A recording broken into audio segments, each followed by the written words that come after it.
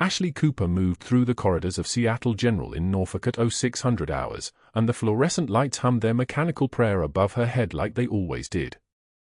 Her scrubs were navy blue, unremarkable, the kind that dissolved into the background of any hospital hallway. Her badge clipped to her collar read simply, Nurse. No credentials. No rank. No history. The way she wanted it. Room for 12 sat at the end of the east wing, and she checked the chart before entering. Compound fractures in both legs, shrapnel embedded in soft tissue across his left shoulder, status post-debridement, pain controlled, vitals stable overnight. The Green Beret lay sedated in the bed, his face the color of old concrete, and Ashley didn't need to read his name to know exactly who he was. Marcus's commanding officer. The reason her son had been crying into his pillow at 0300 for the last month. The reason she was here at all. Her hands moved through the vitals check with the efficiency of someone who had done this in sandstorms and field hospitals, someone who had held dying men's hands while medevac helicopters cut through desert heat. She adjusted the morphine drip for infusion at 2 milligrams per hour, and her left hand trembled slightly as she reached for the pump. Just a tremor. Just muscle memory trying to scream its way out of her nervous system. She gripped the clipboard harder, absorbing the tremor into her fingers, and no one would ever know it was there. The shadow box was in her locker downstairs. She knew because she had looked at it yesterday at 2,247 hours, the same way she looked at it every 3 days, the folded flag from Rodriguez taking up the center of the case like a monument. Rodriguez's name was stitched across the triangle in white thread, each letter a small act of defiance against the world's capacity to forget. But that box was not here. That box was not Ashley Cooper, RN. That box belonged to someone else entirely, someone the world thought was dead or gone or transformed into something civilian and small enough to fit into a hospital gown and a paycheck. She documented the vitals in the chart with precise handwriting, BP 118/74, heart rate 68 and steady, O2 saturation 97% on room air, and noticed the way the night shift nurse had left notes in the margin. Patient requested more morphine at 0330. Administered per protocol. Vitals remained stable. No complications. She read between the lines, the Green Beret was a good patient. Stoic. The kind of man who wouldn't complain until his leg was actively falling off. She was adjusting the fall line when Dr. Mercer's voice cut through the antiseptic silence of the room like a scalpel. Cooper. One word. That was all. Not a greeting. Not a question. A summons dressed up as a name. She turned slowly, her spine straight, her expression neutral, the kind of face that had been trained to receive orders from officers with much better reasons to give them than this man would ever have. Dr. Mercer stood in the doorway, his white coat pristine and pressed, his hair styled with a kind of precision that suggested he spent time thinking about his hair. His smile was thin as a paper cut, and his eyes moved from the Green Beret to the fall line to Ashley's hands, cataloguing everything, assessing, calculating. He was in his 50s, maybe, with a kind of soft weight that came from office work and expensive lunches, and he carried himself like a man who had never been told no by anyone who mattered. I'll take it from here, he said, moving into the room with the authority of someone accustomed to absolute deference. You can finish your other rounds. She stepped back without a word. No apology. No explanation. Just a quiet acknowledgement of the hierarchy he was establishing, the way he always did when he knew she had done something well. She had seen it 3 times already this week, the slight narrowing of his eyes when patients mentioned her name, the way he positioned himself to cut her out of conversations, the careful documentation he made in their charts after she had worked the night shift. He was tracking something. Building something. As she moved past him toward the door, she caught the scent of his cologne, something expensive and cloying, the kind that made the back of her throat tighten. She had learned to notice scents again after Ramadi. Smells were information. Diesel exhaust meant convoys. Copper meant blood. Cordite meant incoming. The cologne meant Dr. Mercer had something to prove today. She didn't look back as she left the room, but she heard him begin his examination, heard his voice drop into the tone he used with patients, warm, almost grandfatherly, the voice of a man people trusted. The Green Beret would respond to that voice. Most people did. They didn't hear the calculation underneath. They didn't know that his warmth was a tool, carefully wielded, distributed and withdrawn based on criteria only he understood. The rest of the East Wing was beginning to wake up. Room for 10 had a post-operative hip replacement patient who would need pain management. Room for 14 had a woman 3 days post-mastectomy who needed her surgical site assessed. Room for 16 had someone's grandfather recovering from a cardiac event, and he always asked for Ashley by name, always said she reminded him of his granddaughter, always squeezed her hand just a little too long. She made her way down the corridor, stopping first at 410, and the woman in the bed opened her eyes before Ashley had even fully entered the room. "You're back," the patient said, relief flooding her face like light. "I was hoping you'd be here this morning." The night nurse, she was fine, she was very nice, but she didn't explain things the way you do. Ashley pulled up a chair and sat down beside the bed, her movements economical and certain. The patient's name was Margaret, 64 years old, and she had gripped Ashley's hand during the pre-op briefing as if Ashley might disappear if she let go. "Let's talk about your pain," Ashley said, and her voice came out calm and level, the kind of voice that made people believe that everything was going to be fine, even when fine was still 3 weeks away. It was a gift, that voice. That ability to make people feel safe. She had developed it in Ramadi, where the only way to keep a dying soldier conscious was to convince him that help was coming, that someone competent was in control, that he was going to survive if he just held on. The voice had saved lives then. Now it was just making a woman recovering from surgery feel less alone. She was halfway through explaining the new pain management protocol when she caught sight of Dr. Mercer moving past in the hallway, and his gaze locked onto the scene, Ashley leaning forward, the patient's hand in hers, the woman's face illuminated with gratitude and trust.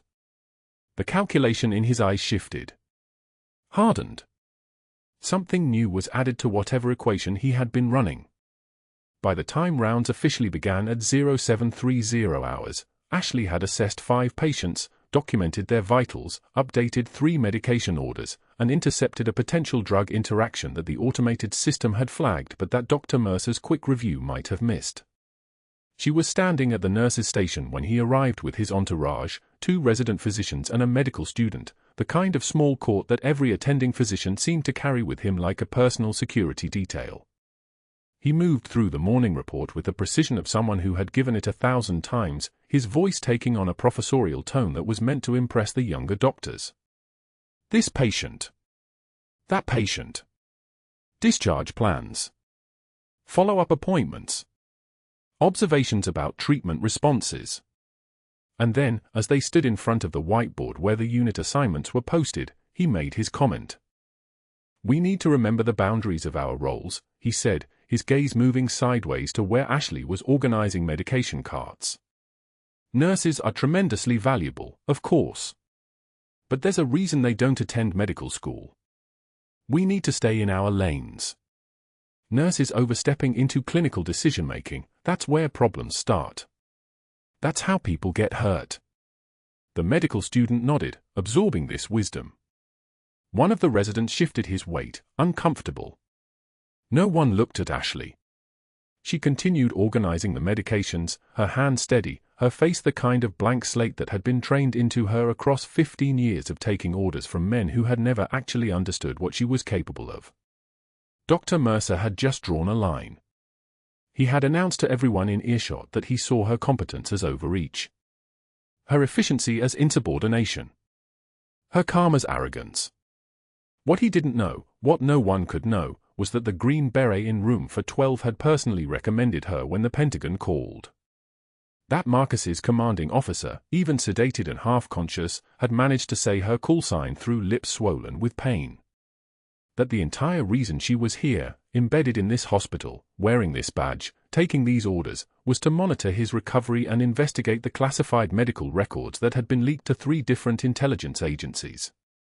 The morning light began to move across the nurse's station, cutting harsh rectangles across the whiteboards and the medication carts and Ashley's hands as she worked.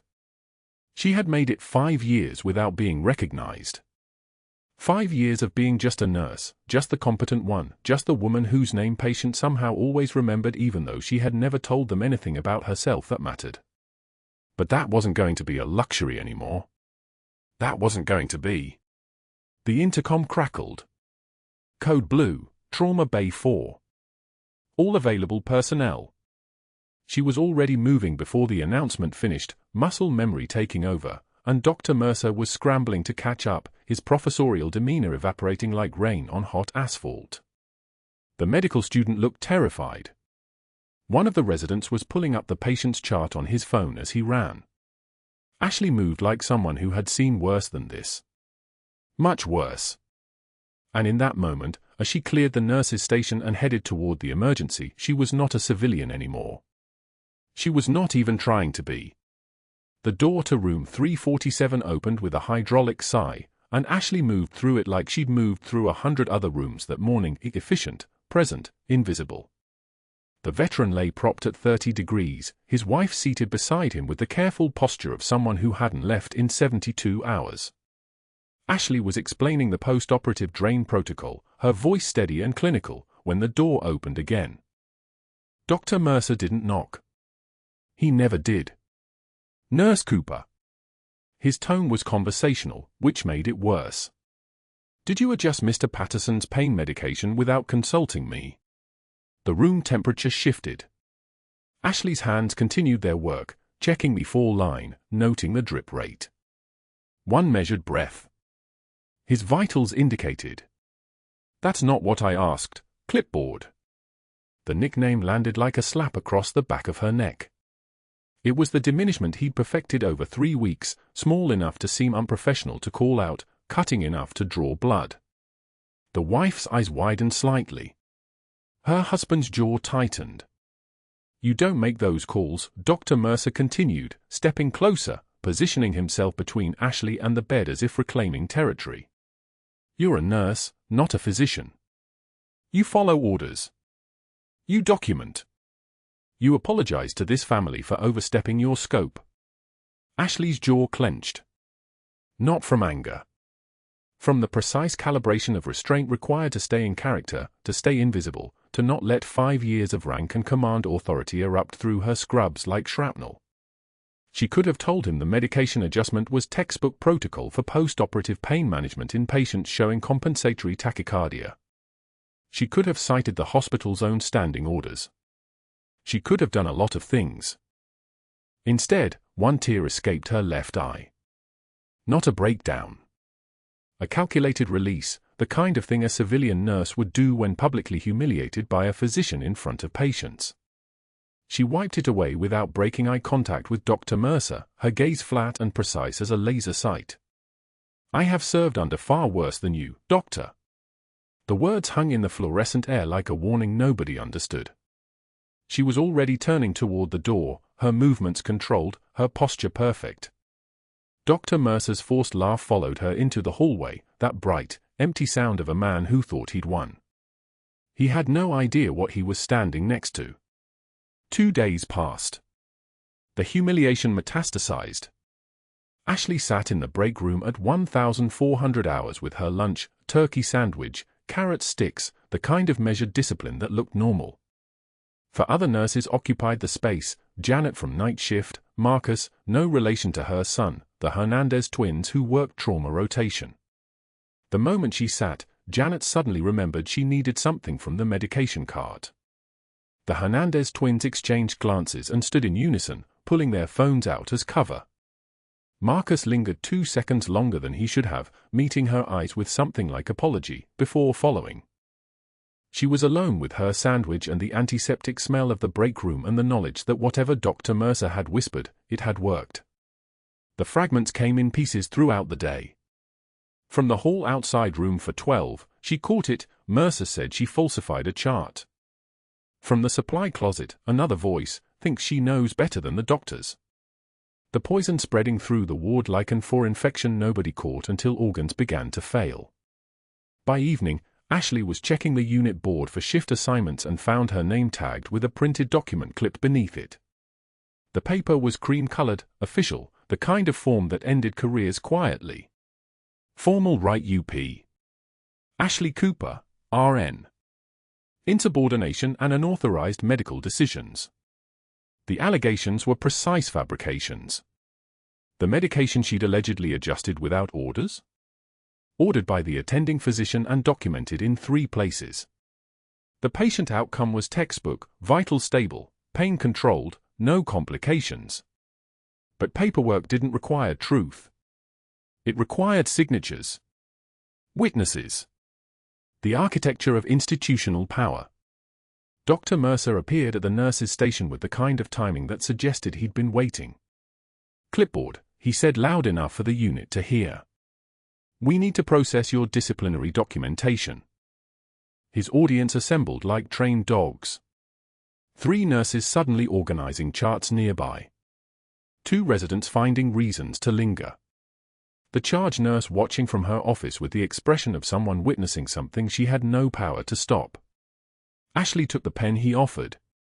Her hand didn't shake. The trembling wasn't fear, it was restraint, 5 years of command authority locked behind her sternum, begging for release. She read the document with the clinical detachment of someone reviewing vital signs. False. Incomplete. Strategically worded to make sound clinical judgment look like insubordination. She signed her name in the space provided. Neat. Controlled. Perfect. 3rd strike means termination review, Dr. Mercer said, almost conversationally. "You're running out of chances to get your head straight." "Understood, doctor." Her voice was deferential, submissive, exactly what a civilian nurse would sound like after public humiliation and official discipline. She turned to leave. "Oh, I'm clipboard." He called after her, smiling. "Your performance review comes up next month. I'd suggest you spend less time making medical decisions and more time remembering what your job title is." Laughter rippled from his audience like trained applause. Ashley kept walking, her posture perfect, her face composed, and the single thought running through her mind in rhythm with her heartbeat: mission compromise. The Green Beret in room for 12 wasn't awake yet. The leak investigation was 3 days behind schedule. And Dr. Mercer was accelerating her removal from the unit. That night, she sat in her car in the Seattle General parking lot, the hospital lights bleeding through the windshield like a city burning. The encrypted phone felt heavy in her hands, secure line, military-grade encryption, the kind of device that didn't exist on any hospital employee file. She dialed the number she'd memorized but never written down. Her handler picked up on the 2nd ring. No greeting. No authentication protocol longer than a breath. "Captain Harding is still sedated," Ashley said quietly, watching Dr. Mercer exit through the staff entrance, briefcase in hand, the kind of evening departure that suggested he'd worked a full shift crushing people. "But I'm being pushed out of the unit." Formal write-up. Disciplinary escalation. Mercer's moving faster than intelligence predicted. The pause on the line was exactly 3 seconds. "Who is Harding to you?" He was Marcus's commanding officer. Operation Sandviper. 3 months ago. "And you didn't flag this?" "I didn't know until I read his chart." Ashley's voice remained level, professional, captain grade. Mercer's medical record keeper flagged the same thing 3 weeks ago. 14 unauthorized IP accesses to Harding's file in 7 days. Patient records moving to foreign buyers. Someone inside that hospital is selling classified medical intelligence. "We know," the handler said. "That's why you're there. If Mercer forces you out before Harding wakes up and can identify his pre-transfer visitors, the intelligence trail goes cold. We lose the leak. Someone sells the next special operator's location and we lose another team." Ashley's hand tightened on the steering wheel. Through the windshield, the Norfolk night pressed against her like a question she couldn't answer. "What are my options?" "Stay in until Harding wakes. Make yourself indispensable.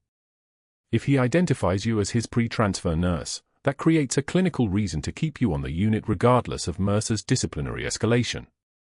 But if he doesn't recognize you..." The handler left the sentence unfinished. Both of them understood what unfinished sentences meant in military intelligence. Extraction.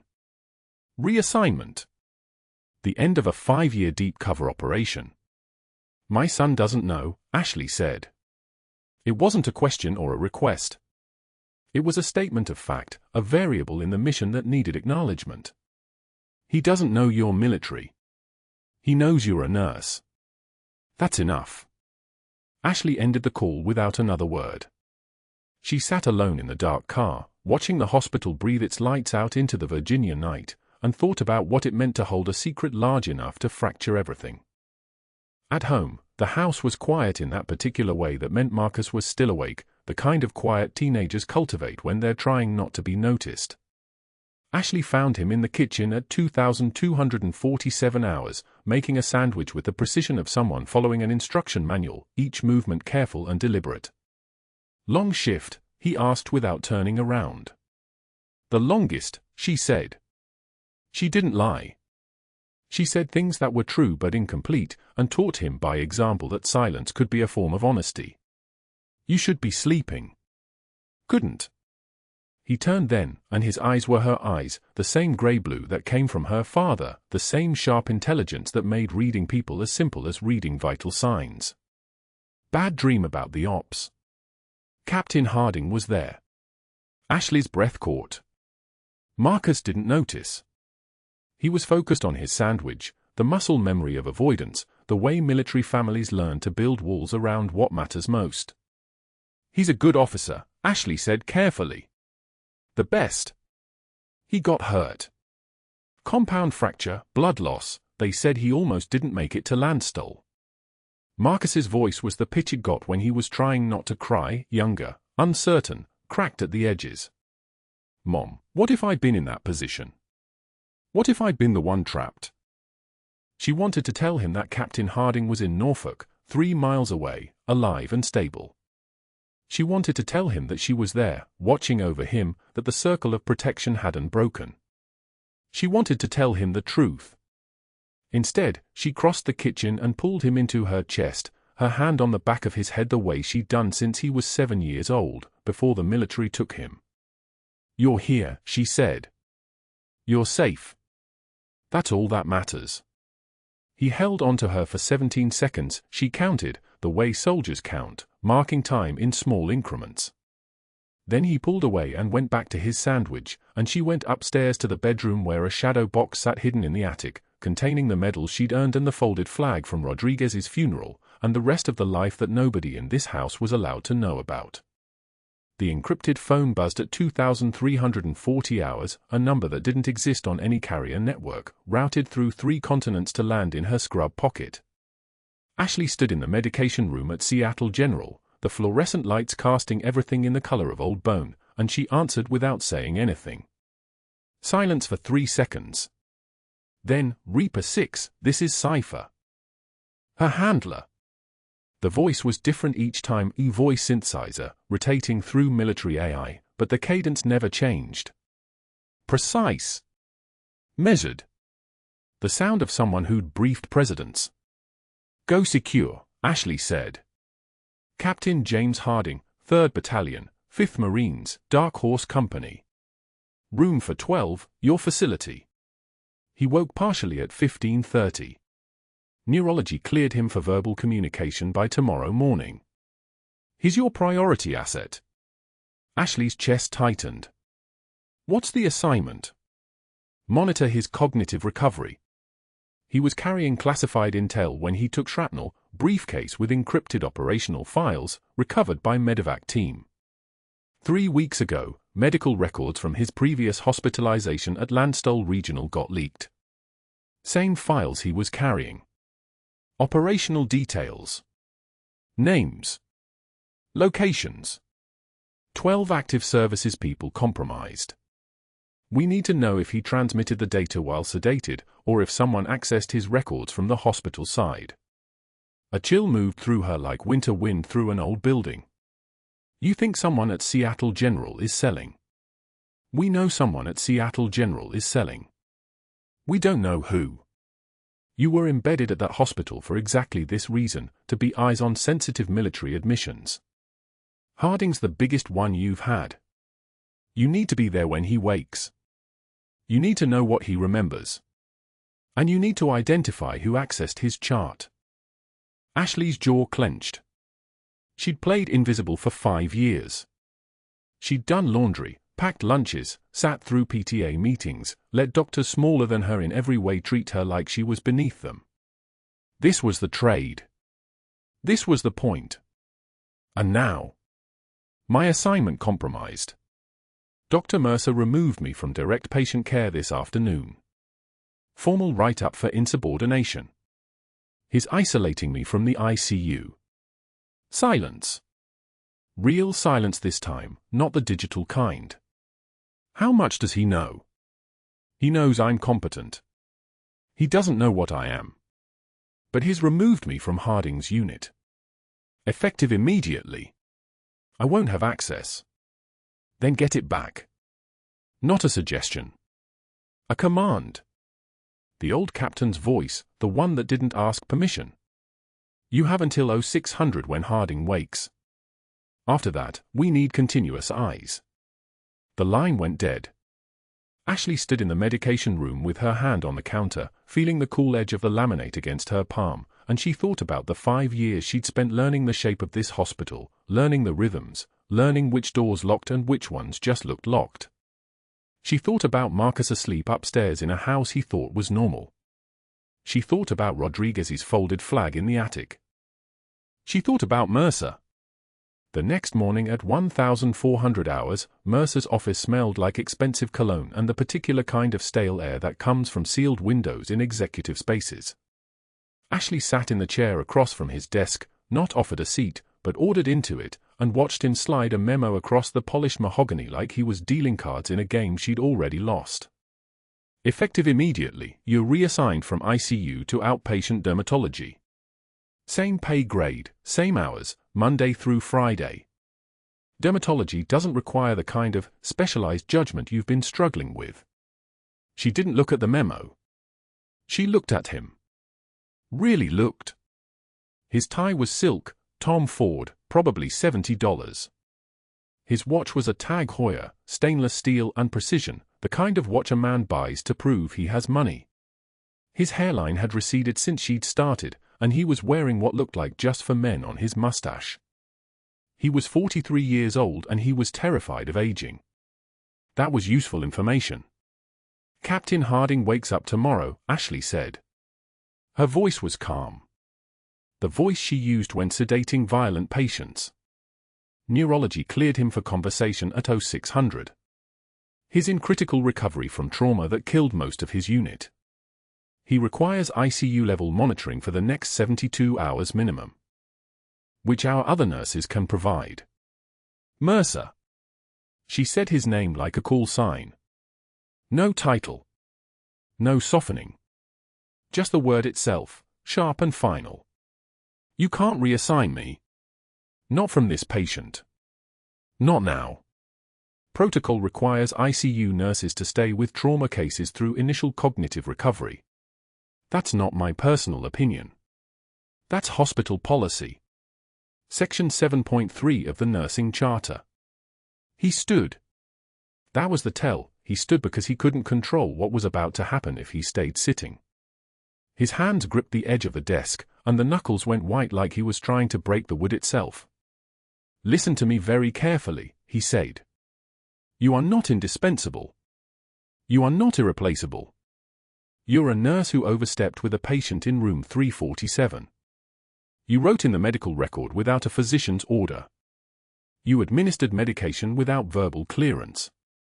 That's grounds for suspension in every state licensing board in this country, and I have a signed statement from Dr. Rashida Chen confirming your insubordination.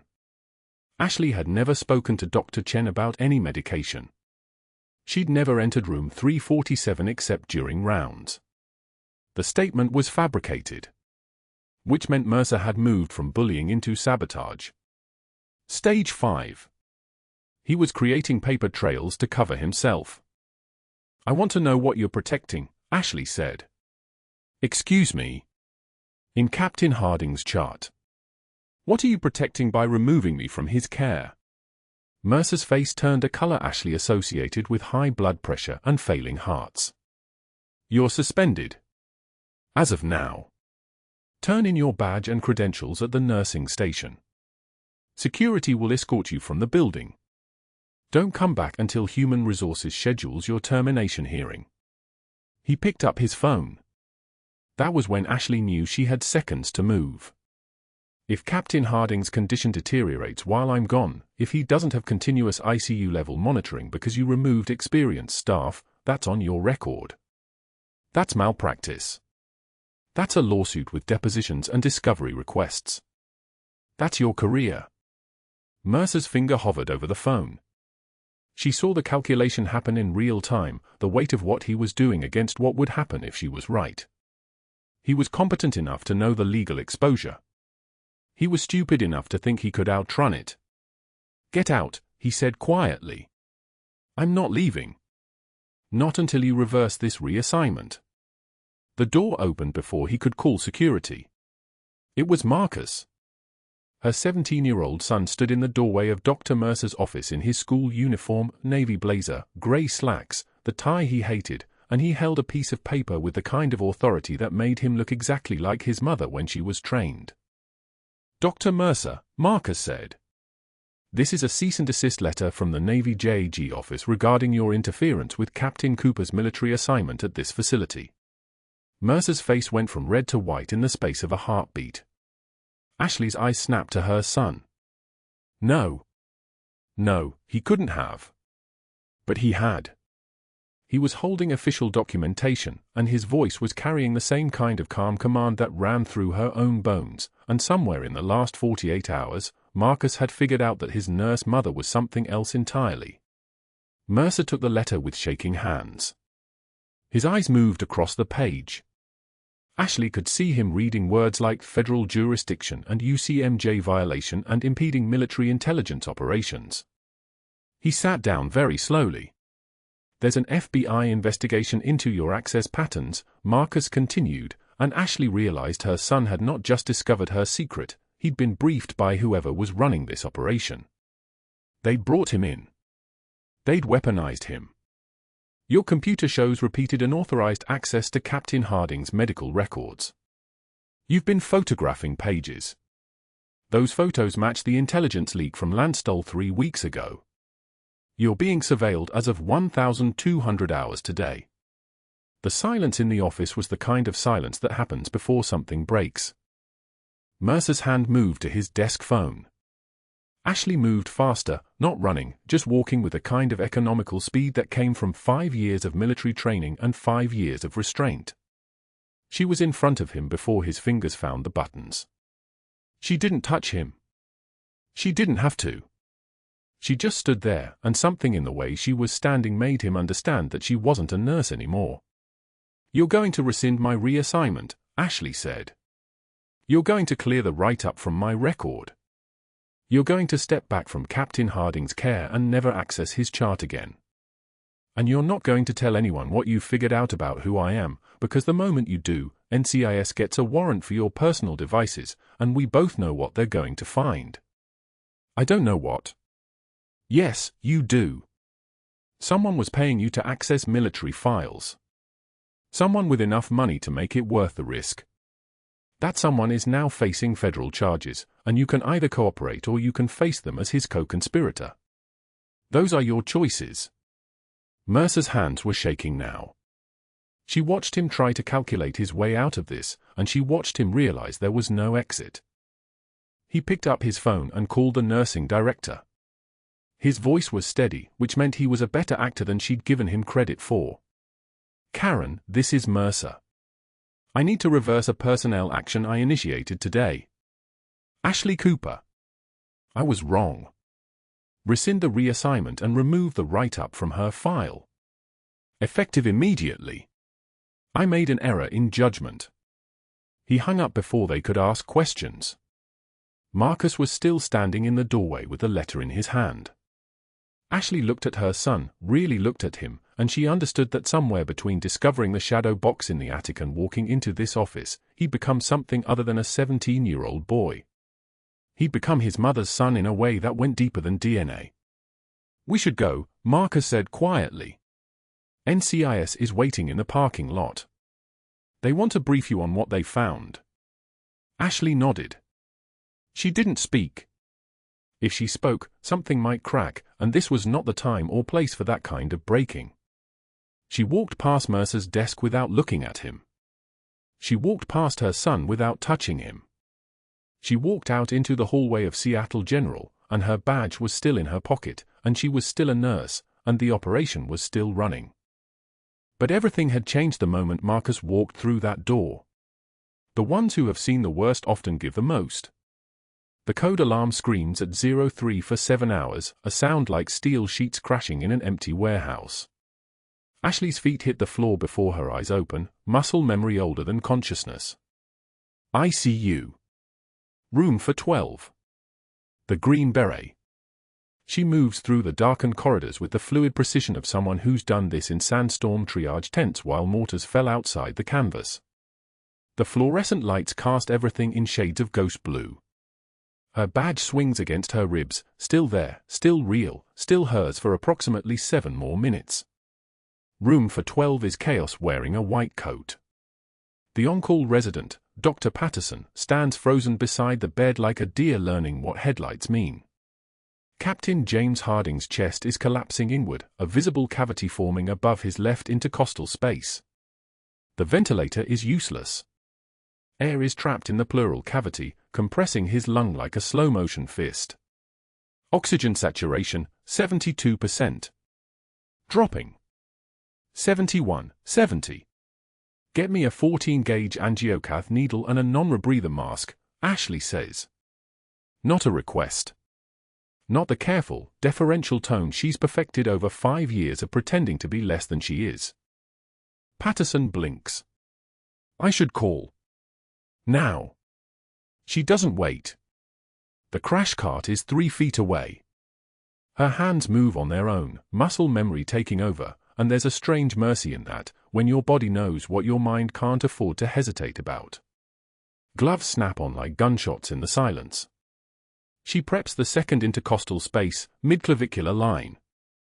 The skin is warm under her fingertips, alive, terrified. Harding's eyes are open. He knows what's happening. He knows this is the moment his lung collapses completely and his oxygen crashes into the death zone. She meets his gaze for exactly 1 second. Says nothing. Sometimes words are obstacles. The needle slides through skin and muscle and the pleural lining in one smooth motion, her arm moving with the terrifying fluid precision of someone who's done this before, who's done this while hums burned in her peripheral vision, while sand coated every exposed surface, while the woman next to her bled out into a stretcher. The needle finds the pocket of pressurized air. There's that sound, the hiss of escaping air, like a tire deflating, like a lung remembering how to breathe. Harding gasps. His body convulses upward. The oxygen monitor climbs, 73. 75, 78. Her hands are steady as surgical lasers, securing the catheter, establishing the one-way valve that lets air escape but not re-enter. 82, 85. 88. His eyes focus on her face. Recognition flickers there, buried under the drugs and the trauma and 5 years of distance. She leans close. Close enough that only he hears. Close enough that she's back in Ramadi for a moment, pressing the same needle through the chest of a Green Beret whose name was Rodriguez, whose family waited 1,800 miles away in San Antonio, whose hands had grabbed hers so hard she thought her bones would snap. Not today, soldier. The same words. Exact same words. 5 years. 5 years of silence and distance and watching him recover in this room while pretending to be someone who'd never held his hand in a tent where the air smelled like copper and diesel and death. Patterson finally moves, checking vitals, adjusting the oxygen flow, performing the rituals that fill the void where competence used to be. Harding's eyes are closing. Not from shock. From relief. From knowing that the woman who saved his life in Ramadi just saved it again in Norfolk, and that the universe doesn't deal in coincidences this specific. The monitor settles into a rhythm. Sinus. Steady. The crisis collapses into managed trauma. In 7 minutes, the second shift will arrive. In 8 minutes, Dr. Mercer will learn what she did. In 9 minutes, her career will be over. She doesn't know it yet, but she's already counting down. Dr. Mercer arrives at 0357 hours. Not because he was called about the code. Because he's been waiting for her to exceed her authority, and he'd stationed himself in a break room 2 hallways over, laptop open, ready to document every millisecond of her insubordination. 2 security guards flank him like bodyguards. A manila folder is already in his hands, pre-printed incident reports as thick as a patient chart. Captain Harding's oxygen saturation had begun to fail, Ashley explains, clinical and calm. The resident was unable to manage the airway, and I recognized signs of tension pneumothorax. I performed needle decompression per my nursing certification and standard ICU protocol. Outside scope, Mercer says. Not a question. A conviction. Unauthorized procedure.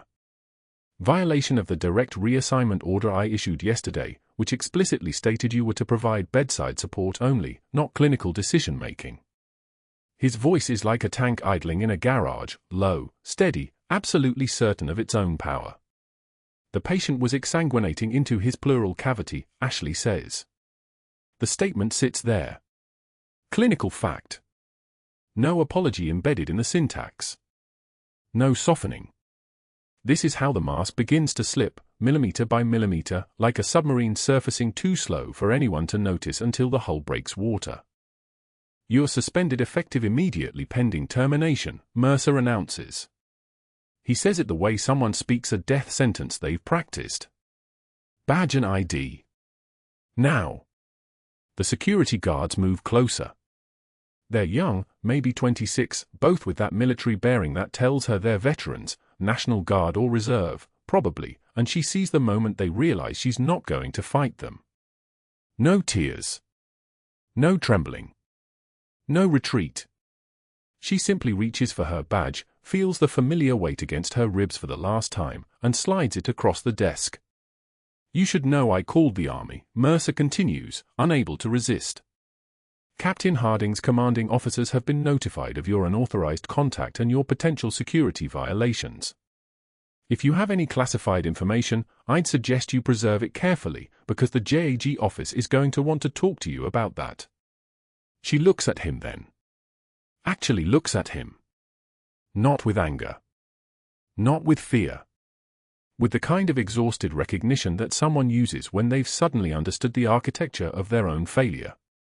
5 years of deep cover. 5 years of watching this man poison a hospital from the inside out. 5 years of protecting an intelligence operation that required her to keep her hands tied and her voice small. And she destroyed it in 8 minutes by saving a life. The diner sits on the edge of base, a place where enlisted personnel and civilian contractors mix with insomniacs and late-night shift workers. Ashley's been here for 3 hours, watching the dark turn grey at the edges. Her coffee is cold enough now that a thin skin has formed on the surface, and she doesn't drink it. She just watches her reflection in the window, her woman made of shadows and bad decisions, a captain in a nurse's scrubs, a soldier who forgot that the mission sometimes requires letting people die. The rain is coming. She can smell it on the air, that ozone scent, electric and bitter, the sky's warning before the storm hits. Thunder rolls across the city like distant artillery. She spent 2 years listening to that sound in Ramadi, learning to distinguish incoming fire from outgoing, learning that the loudest noise in the world is the silence after impact, that moment of absolute stillness before someone screams. She'd been recruited by Army intelligence while still on active duty, pulled into SOCOM's classified circles specifically because of her psychological profile, compartmentalization, tactical patience, and ability to disappear into roles without fragmenting. They'd given her the nurse's license through accelerated channels, embedded her at Seattle General 18 months ago with a simple objective: identify the security breach that had leaked 13 classified medical files related to Green Beret operations in Kandahar province. The leak had traced back to Dr. Mercer, a man selling fragments of intelligence to Iranian intermediaries for $40,000 per file. A man whose arrogance had convinced him he was untouchable because he had enough institutional power to destroy anyone who questioned him. She'd been here to watch him. Document him. Let the FBI do the takedown when the timing aligned. Instead, she'd saved his victim and burned her entire operation. The waitress refills her cup at 0530 hours, though Ashley hasn't asked. The woman is probably 60, with a kind of face that's seen 2 marriages end and 3 children make their own mistakes. She sets the coffee down and says, "Rough night." "Worse," Ashley says. The woman nods like she understands, which she probably doesn't. Nobody outside the military understands what it feels like to sacrifice the mission for a single life. To choose the soldier in front of you over the soldiers you'll never meet. To trade certainty for conscience and lose both in the bargain. Her phone buzzes on the table, encrypted text from her handler, maintain position. Do not contact base. Situation developing. Developing. That's the kind of word they use when everything is collapsing and they haven't decided how to control the narrative yet. She stares at her reflection in the window, at the hollow woman wearing borrowed identities like someone else's clothes, and thinks about Rodriguez. Rodriguez, who died in Ramadi because the helicopter that should have extracted them got redirected to a more urgent priority. Rodriguez, whose family opened a flag-folded box at a funeral service while Ashley stood in the back row of civilian mourners, because the military would have asked questions if a nurse from Norfolk had shown up to mourn a soldier in San Antonio. 5 years. She'd been running this operation for 5 years, building the case against Mercer, documenting his financial transactions, his emails, his meetings in parking garages with men who didn't speak English and whose faces weren't in any official database. And at 03 for 7 hours on a Tuesday morning, she destroyed all of it because a man couldn't breathe. The rain starts hard, hammering the parking lot like applause from the universe's dark sense of humor. She watches it through the diner window and thinks about the moment she made the decision, the exact second where she chose Harding's heartbeat over the operation, chose the present over the future, chose to be a human being instead of a weapon. That's the kind of decision that gets you fired. That's the kind of decision that ends careers. But it's also the kind of decision that lets you sleep at night, and as she sits there watching the storm, watching her ghost reflection in the glass, Ashley Cooper finally understands that some wars are won by losing, and that sometimes the bravest thing a soldier can do is surrender everything they've built to save a single life. She's still watching the rain when her phone buzzes again, priority update. Situation no longer contained. Stand by for extraction orders. She doesn't know yet that Marcus is about to walk through this diner's door with her life in a shadow box. She doesn't know that the next 12 hours will unravel everything, the conspiracy, the cover, the careful architecture of her false identity. She doesn't know that sometimes destroying the mission is the only way to complete it. She was still sitting there when Marcus burst through the diner door at dawn, 16 years old and furious, his breath coming in white clouds. He clutched a shadow box like a weapon. The cardboard edges were bent from gripping it too hard. Inside, beneath protective glass, lay everything Ashley had buried, a bronze star, a silver star, 2 purple hearts, and beneath them all, folded with the precision of military protocol, an American flag that had draped a coffin. Rodriguez's coffin. Her teammate. Her brother. Marcus slammed the box on the table hard enough that her cold coffee sloshed across the chipped ceramic. "Mom, they need to see these," he said. The diner fell silent around them. The waitress at the counter froze mid-pour. An old man in a trucker cap turned to stare. Ashley looked at her son, at the fury in his jaw, the recognition in his eyes, and understood that 16 years of careful compartmentalization had just collapsed in one furious moment. He knew. Military intelligence had briefed him, showed him the file, gave him the proof. She reached across the table and placed her hand over his, not in comfort but in acknowledgement. In that single gesture was every mission she'd never explained, every late night she'd spent watching him sleep, every time she'd chosen her duty over his childhood. "Okay," she said quietly. "Let's go show them." The hospital administrator's conference room on the 5th floor smelled like industrial carpet cleaner and desperation. 12 people sat around the mahogany table, hospital board members, human resources, Dr. Mercer in his pressed white coat, his face already arranged in the expression of a man delivering final judgment. Ashley walked in first, Marcus behind her carrying the shadow box. The room shifted. Eyes narrowed. Dr. Mercer's smile tightened like a rope around his throat. "Ms. Cooper, this is a formal termination meeting. I'm not sure why you're—" Marcus placed the shadow box on the conference table. The sound it made was like a judge's gavel. Captain Harding sat in a wheelchair near the window, his left leg still in a compression stocking, but his shoulders had straightened.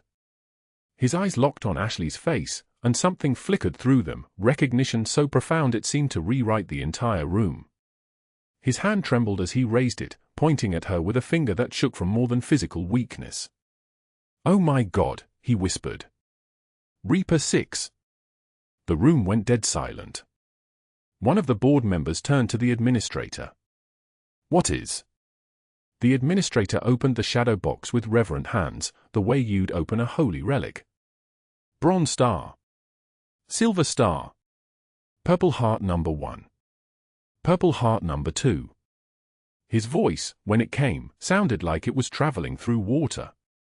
"Captain Ashley Cooper, for extraordinary heroism in Ramadi during Operation Phantom's Grip, in which you conducted emergency field medicine under sustained enemy fire, maintaining life-saving care for 3 severely wounded soldiers despite direct threat to your own." Dr. Mercer stood up so fast his chair scraped backward like an animal scream. "That's fabricated. She's not military. She has no credentials for—" His computer pinged. Once. Then again. Then a flurry of notifications like gunfire. Dr. Mercer's face went the color of wet paper. The door to the conference room opened, and 2 people entered wearing dark windbreakers with FBI emblazoned across the back. The woman held a tablet. Her expression was the kind of calm that comes from people who have seen every version of guilt and know exactly which buttons to press. "Dr. Richard Mercer," she said. "I'm Special Agent Torres, Cybercrime Division. We've been monitoring this facility for 6 months." Torres stepped forward and turned the tablet so the room could see. Dense lines of code. Timestamp logs. File access records. Her voice was surgical. "Your systematic documentation against Captain Cooper required you to alter timestamps on 14 separate incident reports. You fabricated witness statements from staff who were off duty that day. You backdate patient charts to create a narrative that never happened." She swiped. Another screen. "You also accessed Captain Harding's medical records 17 times from your personal device. Each time using a VPN routed through a server in Bucharest." Mercer's mouth opened. No sound came out. "You uploaded encrypted files to an offshore account connected to the Haqqani network," Torres continued, her voice never rising. "We tracked the Bitcoin transactions. $140,000 spread across 5 transfers. Medical intelligence sold to the group that ambushed Captain Harding's team 6 months ago. 4 soldiers died in that ambush, Dr." Captain Harding tried to stand from his wheelchair. The effort sent a shock of pain across his face, but he did it anyway, Marcus gripping his arm for stability. "You sold us out? My men died because you needed money." The administrator was white. The board members were making small sounds, gasps, inhalations, the sounds of people watching a building collapse. Torres nodded toward the door. 2 more agents entered, and the energy in the room shifted. This wasn't a conversation anymore. This was a reckoning. Torres spoke into her radio. "Bring the transport to the north entrance, 5 minutes." "Dr. Richard Mercer," Torres said, pulling a laminated card from her jacket, "you're under arrest for espionage, wire fraud, conspiracy to commit murder of federal officers, and violations of the Espionage Act. You have the right to remain silent." The handcuffs clicked with a sound like a breaking bone. Mercer's briefcase spilled across the mahogany table, patient files fanning across the wood like accusatory evidence. His tablet slid near Ashley's hand. She could see it, Captain Harding's name, classified notations, medical data that should have been locked behind Pentagon firewalls. She didn't touch it. As the agents led him toward the door, Dr. Mercer passed within 3 feet of Ashley. Their eyes met for 1 second. She took one measured breath, let it out slowly, and did something far more devastating than anger. She looked at him with absolute indifference. She wiped a single tear from her cheek and said absolutely nothing. His career wasn't worth her words anymore. Her silence was a coffin closing. The perp walk happened at shift change, which meant maximum audience. Dr. Mercer in federal custody being escorted through Seattle General's main corridor at 7:06 a.m., past the nurses' station where staff stood frozen like a tableau, some of them the same ones who'd poisoned the break room against her, who'd gathered their lunches and left when she sat down. He passed room 347 where he'd dressed her down in front of a veteran's family, his voice dripping with contempt for someone he thought was just overstepping. He passed the break room where he'd whispered campaigns into the ears of people who didn't know her true value. The elevator doors closed around him, and then he was gone. Ashley stood beside Captain Harding's wheelchair as the commotion faded. His hand reached out and gripped hers with the fierce pressure of someone who'd been given back something he thought he'd lost forever.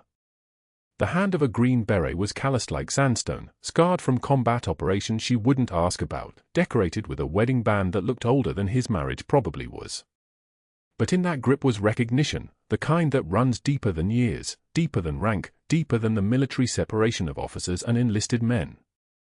He was holding the hand of the army captain who'd pulled him from a burning Humvee in Ramadi 5 years ago, who'd held pressure on his femoral artery for 43 minutes while dust devils whipped around them and the sound of gunfire echoed from 3 different directions, who'd whispered "not today, soldier" when his eyes had started to glaze and he'd begged her to let him go. Marcus stood on Ashley's other side, his eyes moving between his mother and the legendary patient, understanding finally who his mother really was. The boy who'd been raised by a woman he thought was just a nurse at Seattle General in Norfolk was standing next to the man she'd saved before he was born, and the architecture of his entire childhood suddenly made sense. Every late night. Every time she'd woken from nightmares and checked the locks. Every time she'd studied someone's face and made calculations he'd never understood. Every deployment in the diner at dawn. Every classified phone call. 18 months later, Agent Torres sent her a news clipping. Dr. Richard Mercer, stripped of his medical license by the state board, convicted on 14 federal counts by the U.S. District Court, sentenced to 15 years but released to supervised probation due to substantial assistance with the investigation into the Haqqani Network's intelligence infrastructure. Current employment: teaching CPR at Norfolk Community College for minimum wage, wearing a polo shirt with the college logo embroidered on the chest, demonstrating chest compressions on a plastic dummy to bored teenagers who didn't know they were being instructed by someone who'd sold American soldiers to enemies who wanted them dead. The photograph clipped to the article showed him older, diminished, his confidence scraped away like old paint. Ashley pinned it to the corkboard in her new office at Joint Special Operations Command's Norfolk facility.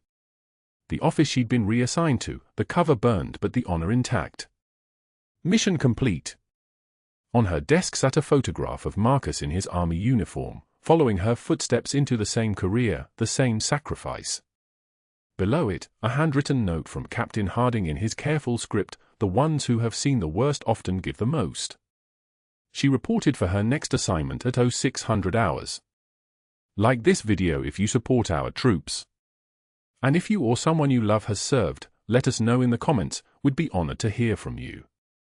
Subscribe and let's get back to the story.